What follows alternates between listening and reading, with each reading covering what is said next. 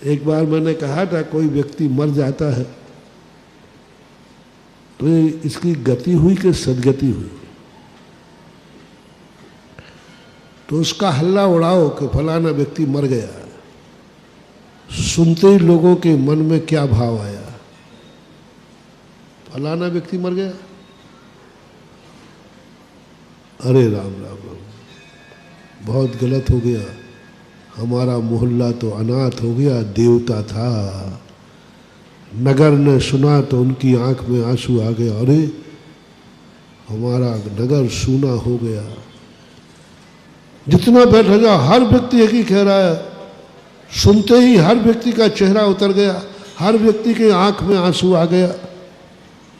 यहाँ तक कि जो जगत से बीतरागी है और साधु के पास भी समाचार दिया कि फलाना मर गया। अच्छा वो मर गया, ओहो बहुत क्षति हो गई। कौन? मुनिराज जो भीतरागी हैं उनको भी फीलिंग हो गई कि फलाना व्यक्ति मर गया, ओहो बहुत बड़ी क्षति हो गई, बहुत बड़ा धर्मात्मा था। बोलो ऐसे व्यक्ति की गति क्या घोषित करूं?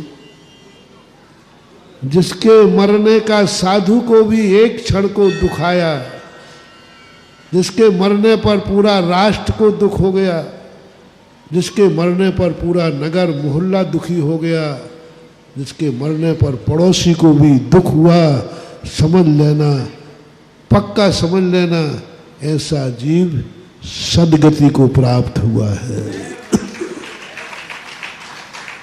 मैं जोशाचार्य तो हूं नहीं, मैं सर्वज्ञ हूं नहीं, लेकिन मेरे टिप्स ऐसे हैं कि इन टिप्सों को सर्वज्ञ से भी मिला लेना तो सही निकलेंगे।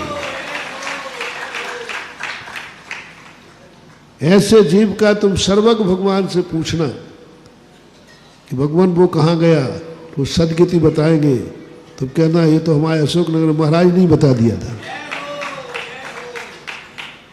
नियम है। उसके जाने पर कितने लोगों की आंख में आंसू आए, उन आंसुओं से निर्धारित होता है इस व्यक्ति की कथा क्या है। इसलिए लोग कहते हैं किसी के मरने पर कोई नहीं रोए तो किराए के रुलाओ रे, कोई तो रो जाए, नहीं तो उसकी सदगति होने वाली नहीं। और कोई मर जाए, पड़ोसी से कहो कि भैया वो मर गया, अब शांति हो गई, अच्छा रहा मर गया, दिन रात परेशान करता था। मोहल्ला करे अच्छा रहा मर गया, शाम को पी के आकर के ऊधम करता। हर व्यक्ति खुशी मनाता है। मरने की यदि खुशी मनाई किसी ने, दुर्गति का कारण है। मरने पर दुख मनाया जिसने, जितनों ने, सदगति का कारण है। तो हमारी जिंदगी में ये देखना है कि एक ऐसा व्यक्तित्व हुआ जिस पर किसी व्यक्ति ने उपेक्षा नहीं की। किसी व्यक्ति ने नहीं कहा कि रामचंद्र जी मेरे नहीं हो सकते, ये तो फलाने संप्रदाय के हैं। महावीर स्वामी से आप किसी में पूछिए, सब कहते हैं तो जैनियों के हैं। सब जिन जिन संप्रदायों के जो मूल नायक हो सब लोग जानते हैं कि ये तो इनके। लेकिन एक ऐसी आत्मा जो मैंने खोजी, एक भी व्यक्ति कहने को तैयार नहीं है कि श्री रामचंद्र जी हमारे नहीं हैं। स्वरूप में भली अंतर कर लिया, उनके आचरण में, उनकी जीवन शैली में अंतर कर दिया, लेकिन वही दशरथ नंदन राम को हर संप्रदाय ने स्वीकार किया।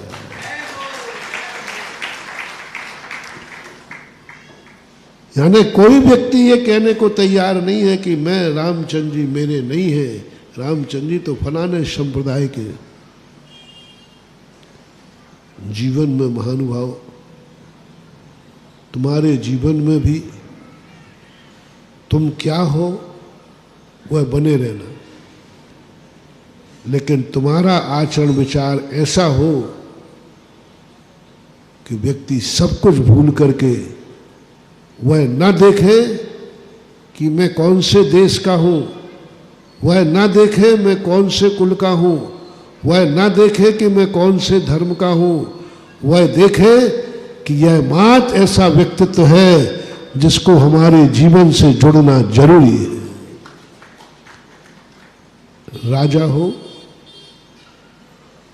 तो राजा का कोई भी धर्म हो, कोई भी जाति हो, वो किसी का पिता हो, वो किसी का घर का कोई संबंधी हो, लेकिन राजा को हमेशा ऐसी चर्या करना चाहिए कि प्रजा का हर सदस्य माने कि मेरे ऊपर राजा की छाया है, मेरा कुछ भी नहीं बिगड़ सकता, किसी को विकल्प ही नहीं। ऐसे ही साधु संतों का भी नेचर होना चाहिए। मैंने कल कहा था, साधु संतों का नेचर सूरज के समान होना चाहिए, भगवंतों का नेचर सूरज के समान होना चाहिए। हमें मात्र प्रकाश देना है, कौन मानने वाला है और कौन नहीं मानने वाला है ये साधु नहीं देखेगा। साधु एक ही बात देखेगा, सामने वाला दुखी है, वो सुखी कैसे हो ये भाव न भाई, ये भाव तुम तुम्हारे जीवन में शुरुआत करो महानुभाव। तुम इतना भूल जाओ, तुम्हारी करुणा, तुम्हारी अहिंसा, तुम धर्मात्मा हो, इसका एक छोटा सा प्रमाण पत्र तुम्हें देता हूं, थोड़ा सा थर्मामीटर देता हूं। क्या किसी दुखी व्यक्ति को आप भूल सकते हो कि ये कौन है? आप भूल सकते हो कि इसने मेरे ऊपर अहित किया है? क्या भूल सकते हो इससे मेरा कोई संबंध नहीं है? क्या भूल सकते हो कि यह मेरे लिए मानता नहीं है? यदि ये सब चीजें भूल करके मात्र भाव आ जाए, मैं इसके दुख को दूर करना है क्योंकि ये दुखी है, जाओ तुम धर्मात्मा की कोटि में आ गए, धर्मात्मा की कोटि में आ गए।